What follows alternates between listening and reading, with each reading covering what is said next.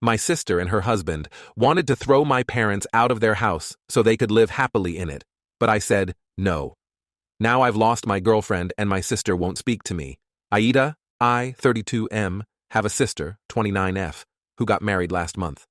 We were close growing up but drifted apart in our 20s.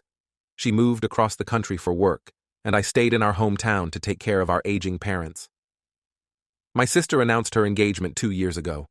She and her fiancé decided on a destination wedding in Bali. When she told me about it, I was happy for her but also worried about how I'd manage to attend. There were a few problems. 1. Cost. The trip would have cost me around $3,000 for flights, accommodation, and other expenses. I'm not poor, but I'm not rich either. I work as a high school teacher, and that's a significant chunk of my savings. 2. Time off.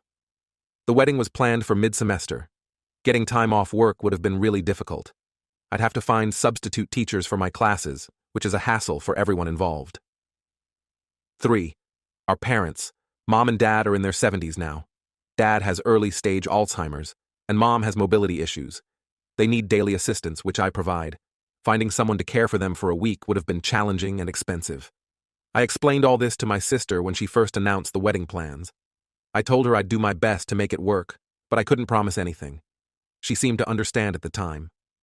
As the wedding date got closer, I realized there was no way I could attend. I called my sister about 3 months before the wedding to let her know. I apologized and explained again why I couldn't make it. I offered to throw her a small celebration when she returned, and I sent a generous gift. At first, she seemed disappointed, but okay with it. But then things started to get messy. She began posting passive-aggressive comments on social media about family who don't care enough to make an effort. Our cousins who were attending the wedding started messaging me, saying I was selfish and should find a way to be there. The situation escalated when my sister called me a week before the wedding.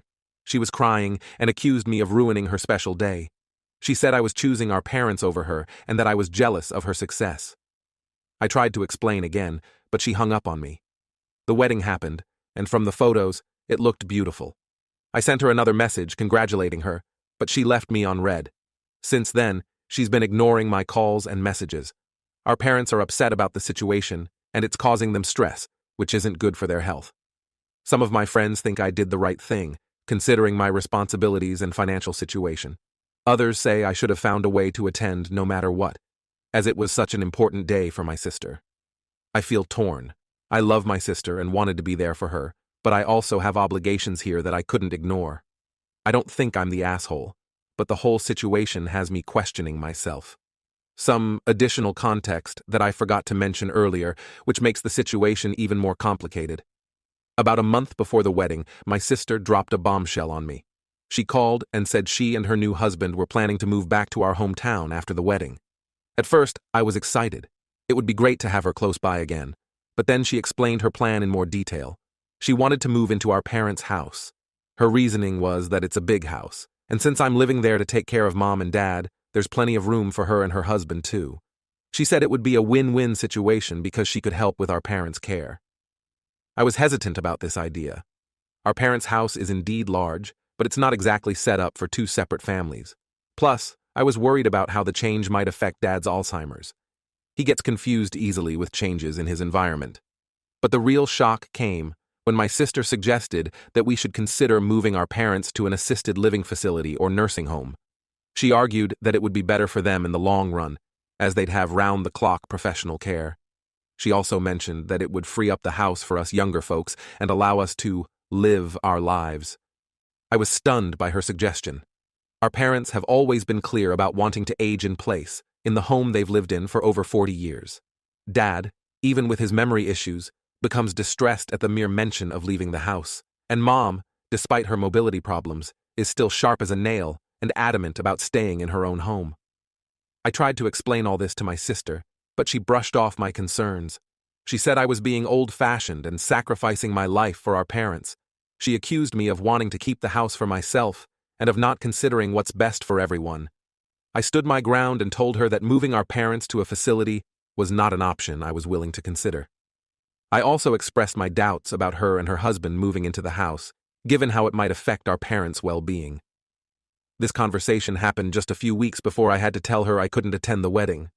Looking back, I wonder if this disagreement influenced her reaction to my absence at the wedding. After the wedding, things got even more tense. My sister and her new husband returned from their honeymoon and immediately started pressuring me about moving in and sending our parents to a home. They even went as far as to research some local facilities and show brochures to our parents, which upset Dad greatly and led to one of his worst confusion episodes yet. I put my foot down and told them they couldn't move in. I explained that our parents' well-being was my priority and that as long as they wanted to stay in their home, that's where they'd be. I offered to help my sister and her husband find a place nearby if they still wanted to move to town, but they refused. This led to a huge argument. My sister accused me of being selfish, of hoarding our parents' assets even though I don't have any access to their finances, and of trying to cut her out of the family. Her husband joined in, calling me a mama's boy and suggesting that I was just afraid of living on my own. The argument ended with my sister storming out, saying she and her husband would find their own place in town. Since then, they've been giving me the cold shoulder. They've visited our parents a few times, but they barely acknowledge me when they're here. I feel like I'm stuck between a rock and a hard place. On one hand, I want to mend my relationship with my sister. On the other hand, I can't agree to something that would negatively impact our parents' quality of life. The whole situation has been incredibly stressful, and it's affecting my work and my ability to care for Mom and Dad. I've tried reaching out to my sister to talk things through, but she either ignores my messages or responds with rude one-word answers. Our parents are aware of the tension, and it's causing them sorrow, especially Dad, who gets agitated when he senses conflict. Some family members have sided with my sister, saying I'm being unreasonable and that a care facility might actually be better for our parents. Others support my decision, understanding the importance of respecting our parents' wishes. I'm at a loss for what to do next.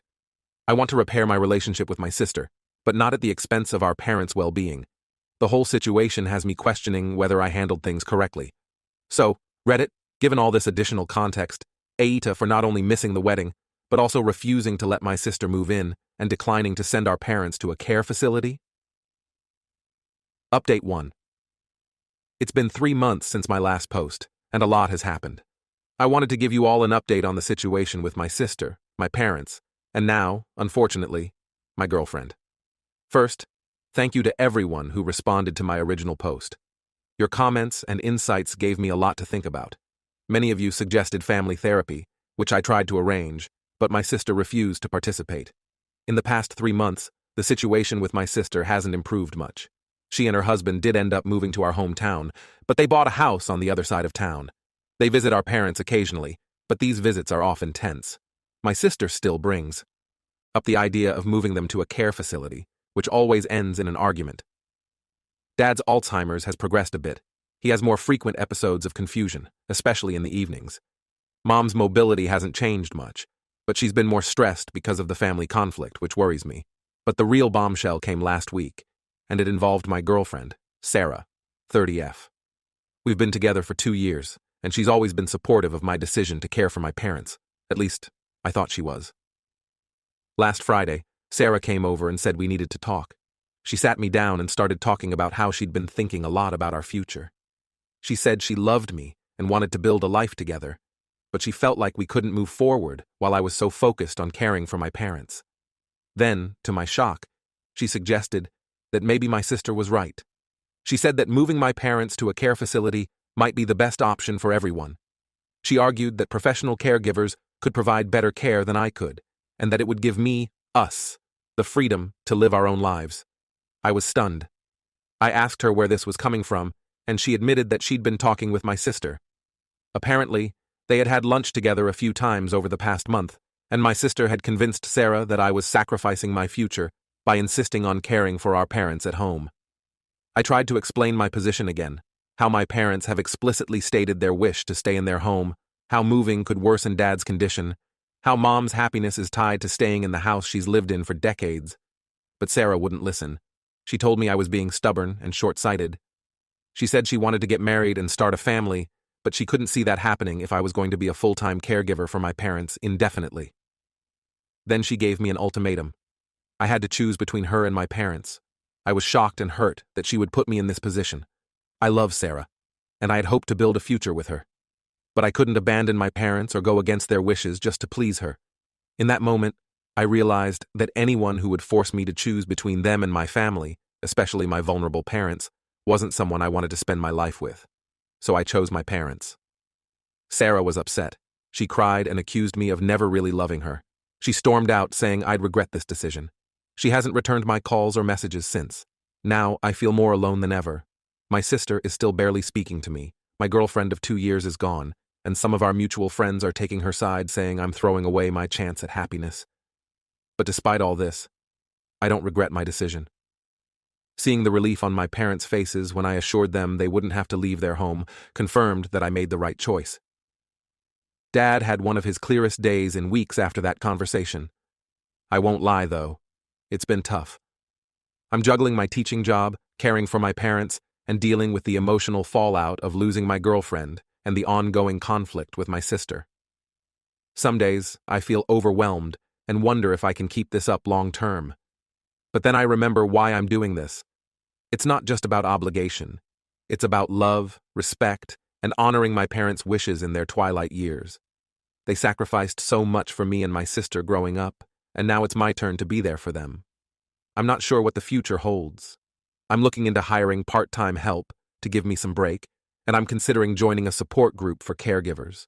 I haven't given up hope of reconciling with my sister someday, but for now, I'm focused on doing what I believe is right for my parents. So, Reddit, given these new developments, I ask again, Aita for choosing to continue caring for my parents at home, even at the cost of my relationship? Update 2. It's been another 2 months since my last update, and there have been some significant changes in my situation.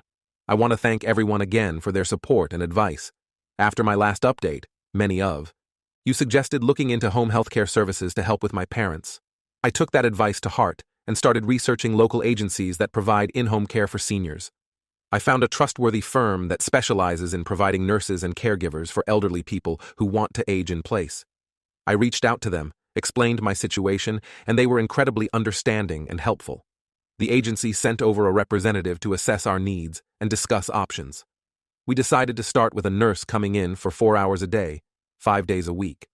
This would give me some break and ensure my parents were getting professional care in addition to what I could provide. That's how I met Emily, 27F.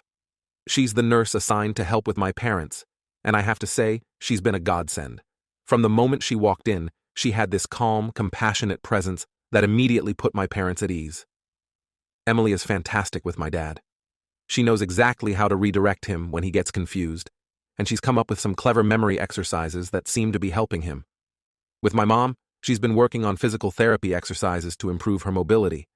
Mom's actually made some progress and can now move around the house a bit more easily. But it's not just her professional skills that impress me. Emily has this way of brightening up the whole house. She always has a kind word or a joke to share, and she genuinely seems to care about my parents' well-being. Even on her days off, she sometimes calls to check in and see how everyone's doing. I've found myself looking forward to the times when Emily is here. We often chat while she's working, and I've learned that she has a great sense of humor and a really interesting perspective on life. She's told me about her experiences as a nurse, her dreams of eventually opening a small elder care facility focused on dignity and independence, and her love for old movies, which my dad also adores. I have to admit, I've started to feel attracted to Emily. It's not just that she's pretty, which she is, but it's her kindness, her dedication, and the way she lights up when talking about her passion for elder care.